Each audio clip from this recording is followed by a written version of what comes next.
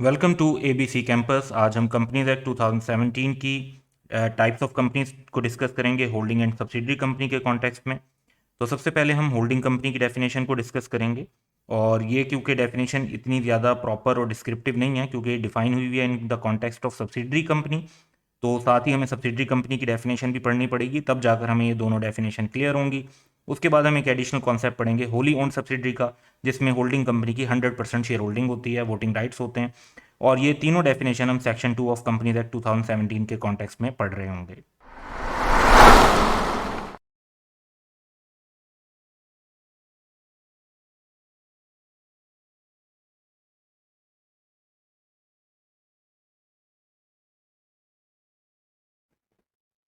तो सबसे पहले हम होल्डिंग कंपनी की डेफिनेशन जो लॉ में गिवन है उसको देखते हैं। क्वेश्चन है कि holding company means the company which is another company holding company, जो किसी और कंपनी की होल्डिंग कंपनी हो, if but only if that other company is it's subsidiary.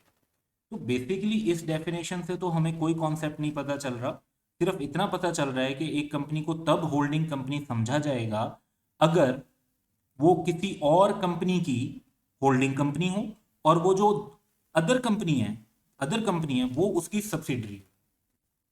अब यहां से इसका मतलब है कि यहां से तो आइडेंटिफाई नहीं हो रहा कि भाई होल्डिंग कंपनी क्या होगी, जब तक कि हम ये आइडेंटिफाई ना कर लें कि सब्सिडरी की डेफिनेशन क्या है। क्योंकि लॉ ने फोकस इस तरीके से किया है कि प्रॉपरली जो डिफाइन किया है वो सब्सिडरी कंपनी की डेफिनेशन को किया है, और फिर ये बताया कि जिस कंपनी की कोई सब्सिडरी होगी वो वाली कंपनी उसकी होल्डिंग कंपनी समझी जाएगी। ये बिल्कुल ऐसे है जैसे होल्डिंग कंपनी को आप पेरेंट और सब्सिडरी कंपनी को चाइल्ड कंसीडर कर लें। तो आप कह सकते हैं कि जी फादर वो होगा जिसकी कोई औलाद होगी। ठीक है, तो यूं डिफाइन किया हुआ है कि फादर को उन्होंने किस तरीके से डिफाइन किया कि जिसकी कोई औलाद होगी। अब उसके बाद औलाद क्या होती है वो डिटेल में डिफाइन किया हुआ है, यानी सब्सिडरी का कॉन्सेप्ट। अब सब्सिडरी कंपनी की जो डेफिनेशन हम देखते हैं तो वो है कि सब्सिडरी कंपनी, और जस्ट वर्ड सब्सिडरी लिखा जाता है, in relation to any other company that is to say holding company. अब यानी यहां पर इसको डिफाइन किया कि सब्सिडरी कंपनी का जो ताल्लुक है वो एक और कंपनी से होता है जिसको हम होल्डिंग कंपनी कहते हैं। Means a company in which the holding company, जिसमें होल्डिंग कंपनी का क्या हो, नंबर वन, कि वो कंट्रोल करते हो कंपोजिशन ऑफ द बोर्ड, यानी होल्डिंग कंपनी सब्सिडरी कंपनी के बोर्ड ऑफ डायरेक्टर की कंपोजिशन को कंट्रोल करते हैं, या होल्डिंग कंपनी एक्सरसाइज और कंट्रोल करती हो मोर देन वन हाफ क्या 50%, लेकिन एग्जैक्ट 50% नहीं, मोर than 50%, more than one half of its voting securities either by itself और टुगेदर विद वन और more of its subsidiary companies. तो खुद एक ये होता है कि जी खुद मोर देन 50% होल्ड करते हैं, और टुगेदर विद का कॉन्सेप्ट ये है कि लेट्स से कि 40% शेयर खुद होल्ड करते हैं, एक और सब्सिडरी है उसके थ्रू 8% होल्ड करते हैं, एक और सब्सिडरी है उसके थ्रू 7% होल्ड करते हैं, तो मिलाकर ये 55% हो जाएंगे। तो अब भी समझा जाएगा कि होल्डिंग कंपनी उस कंपनी की जो है होल्डिंग है, और वो दूसरी कंपनी उसकी सब्सिडरी है। अब यहाँ पर जो कॉन्सेप्ट हमने यूज़ किए उसकी लॉ के अंदर कुछ एक्सप्लेनेशन भी दी हुई है कि ये सब्सिडरी कंपनी का जो ऊपर डेफिनेशन है इसके अंदर कुछ मीनिंग्स क्या है। A company shall be deemed to be subsidiary company of the holding company even if the control referred to in subclass A or B is of another subsidiary company of the holding company। जब law की wording बड़ी अजीब सी है, लेकिन इसका concept जो है वो बेसिकली वो है सब सब्सिडरी वाला। यानी हम ये कहते हैं कि एक कंपनी है होल्डिंग, उसकी एक सब्सिडरी है जिसको हम नाम दे देते हैं S1 का। अब S1 की भी एक सब्सिडरी है जिसको हम नाम दे देते हैं S2 का। अब अगर आप कहें तो इधर से जो H और S1 का आपस में रिलेशनशिप है उसमें H कंपनी जो है वो होल्डिंग है और S1 कंपनी सब्सिडरी है। उसके बाद अगर हम रिलेशनशिप देखें S1 और S2 का, तो S1 कंपनी होल्डिंग है और S2 कंपनी जो है वो सब्सिडरी है। लेकिन अगर हम डिफाइन करना चाहें कि H और S2 का आपस में क्या ताल्लुक है, तो H और S2 का ताल्लुक भी ये है कि S2 भी H की सब्सिडरी कहलाएगी। इस कॉन्सेप्ट को याद रखने के लिए आप एक यूं कह सकते हैं कि एक शख्स अपने दादा की भी औलाद ही कहलाएगा। तो जिस तरह आप अपने फादर की औलाद कहलाएंगे, इसी तरीके से आप अपने दादा की भी औलाद कहलाएंगे। तो होल्डिंग कंपनी की सब्सिडरी भी हो तो वो भी होल्डिंग की सब्सिडरी समझी जाएगी। नेक्स्ट कॉन्सेप्ट है कि यहाँ पे टर्म यूज हुई कंपोजिशन ऑफ द बोर्ड को कंट्रोल करने की। तो इसको डिफाइन किया गया है कि composition of company board shall be deem to be controlled by another company, यानी होल्डिंग कंपनी वो कब बनेगी, कब समझा जाएगा कि वो कंपोजिशन को कंट्रोल कर रहे हैं, if that other company by exercise of power exercisable by it, जो भी उनके पास पावर है कॉन्ट्रैक्ट के थ्रू, शेयर होल्डिंग के through, by it at its discretion can appoint or remove all or majority of the director. अगर तो सारे के सारे ही कर सकते हैं तो फुल कंट्रोल कह लेंगे जी, इससे ज्यादा क्या आपका कंट्रोल हो सकता है। और मेजोरिटी ऑफ डायरेक्टर भी कर सकते हैं तब भी, तो ऑल भी हो सकता है, मेजोरिटी भी हो सकता है। अच्छा, अब ऐसा भी पॉसिबल है कि होल्डिंग कंपनी की जो शेयर होल्डिंग है वो 50% से कम हो, लेकिन वो मेजोरिटी ऑफ डायरेक्टर्स को अपॉइंट कर सकते हैं। ऐसा बाज़-औक़ात दूसरे शेयर होल्डर्स के साथ कॉन्ट्रेक्चुअल एग्रीमेंट के थ्रू हो जाता है कि बाकी शेयर होल्डर्स के साथ आप ये एग्री करते हैं, कर एग्रीमेंट एक साइन कर लेते हैं उन्हें कुछ बेनिफिट दे के, या उन्हें नज़र आता है कि आप अच्छा मैनेज कर सकेंगे तो वो राज़ी हो जाते हैं इस बात पे कि वो आपकी फेवर में ही वोट देंगे, और इस तरीके से आपके कम शेयर होने के बावजूद आप अपनी मर्जी के मेजॉरिटी ऑफ डायरेक्टर्स को अपॉइंट करवा सकेंगे।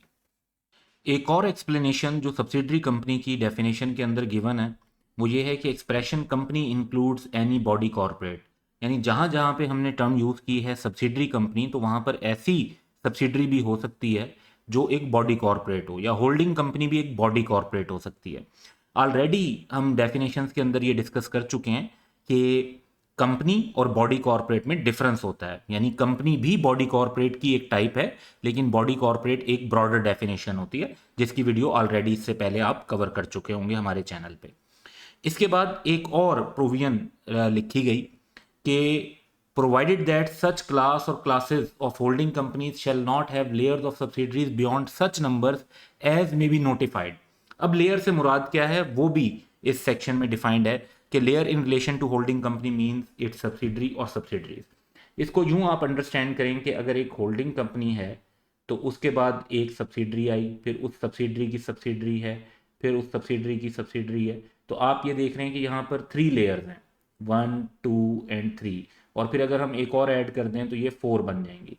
तो लॉ ये कह रहा है कि नोटिफाइड यानी कमीशन एससीसीपी ये नोटिफाई कर सकता है कि कुछ खास होल्डिंग कंपनीज के लिए उनकी क्लास को डिफाइन कर दिया जाए जिनके लिए वो लेयर्स के ऊपर एक रिस्ट्रिक्शन लगा दें कि 4 से ज़्यादा लेयर्स नहीं होंगी, या 7 से ज़्यादा लेयर्स नहीं होंगी, या 10 से ज़्यादा लेयर्स नहीं होंगी, या 2 से ज़्यादा लेयर्स नहीं होंगी। और इसका मकसद असल में ये है कि जितनी ज़्यादा लेयर्स होती जाती हैं उतना ग्रुप का जो स्ट्रक्चर है वो कॉम्प्लिकेटेड होता जाता है, तो उसको लेस कम्प्लेक्स रखने के लिए, सिंप्लीफाइड रखने के लिए ये रिक्वायरमेंट रखी गई कि एससीसीपी को कंट्रोल दिया गया कि वो लेयर्स के ऊपर रिस्ट्रिक्शन चाहें तो लगा सकते हैं। तो एग्जांपल है हमारे पास कि हिल limited own 40% voting securities in Stone limited. अच्छा, अब इसको थोड़ा सा यहां पर अगर हम बनाते हैं तो हिल लिमिटेड 40% वोटिंग सिक्योरिटीज है स्टोन लिमिटेड में, तो ये तो मोर देन 50% नहीं है, तो यहां तक तो अभी जो हमने बात पढ़ी तो इससे तो सब्सिडरी रिलेशनशिप नहीं बन रहा। Only but has the power to appoint और elect the majority of directors. 40% से नहीं बना था, मेजॉरिटी से बन गया रिलेशन कि हिल लिमिटेड अब होल्डिंग कंपनी है और स्टोन लिमिटेड सब्सिडरी कंपनी है। टू अपॉइंट और elect the majority of director due to contractual arrangement with other share holder, दूसरे शेयर होल्डर्स के साथ कॉन्ट्रेक्चुअल अरेंजमेंट किया हुआ था और इस वजह से वो मेजॉरिटी ऑफ डायरेक्टर्स को इलेक्ट कर सकते हैं। तो पहला तो हमारे पास ये डिसीजन आ गया कि हिल लिमिटेड होल्डिंग कंपनी है स्टोन लिमिटेड की, और अदर वर्ड्स में आप कह सकते हैं कि स्टोन लिमिटेड सब्सिडरी कंपनी है हिल लिमिटेड की। अब एक्स्ट्रा पॉइंट देखते हैं। Now if stone limited is the holding company of stylish stones limited due to owning 80% voting share, तो ये तो मोर देन 50% है, मोर देन वन हाफ है। Therein, then being the holding company of Stone Limited, Hill Limited shall also be considered as holding company of Stylish Stone Limited. तो HL जो है वो SL की भी होल्डिंग है और HL जो है वो SSL की भी होल्डिंग है। इसको हम एक और डायग्राम से भी देख लेते हैं कि हिल लिमिटेड जो है ये SL की भी पेरेंट या होल्डिंग कंसीडर होगी और SSL की भी होगी। जबकि जो एस एल है ये होल्डिंग कंपनी कंसीडर हो रही है एस एस एल। तो जो अल्टीमेट आपकी होल्डिंग कंपनी है वो नीचे जितनी भी सब्सिडरीज होंगी वो उनकी होल्डिंग ट्रीट कर रही होगी। अब ये holding company of S L भी है और एस एस एल भी है। यहाँ पे 40% शेयर होल्डिंग है, लेकिन controlling the composition of the board of director है। और यहाँ पर तो खैर 80% शेयर होल्डिंग है, इस वजह से जो है होल्डिंग सब्सिडरी का रिलेशनशिप बन जाता है। अब कॉन्सेप्ट देखते हैं जी हम होली ओन्ड सब्सिडरी का। तो होली ओन्ड सब्सिडरी को डिफाइन किया गया है कि a company shall be deemed to be a wholly owned subsidiary of another company और the statutory body. Statutory body जो किसी लॉ के अंडर बनी हुई है, जैसे State Bank, ICAP, SECP, National Bank of Pakistan वगैरह। इफ ऑल इट्स शेयर्स, अब यहां पे सारा फोकस है ऑल पे, तो ऑल से ही होली ओन्ड बनेगी, or owned by that other company और द स्टैट्यूटरी बॉडी। तो अगर हम कहते हैं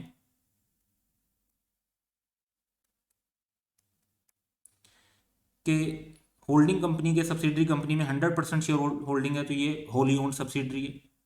लेकिन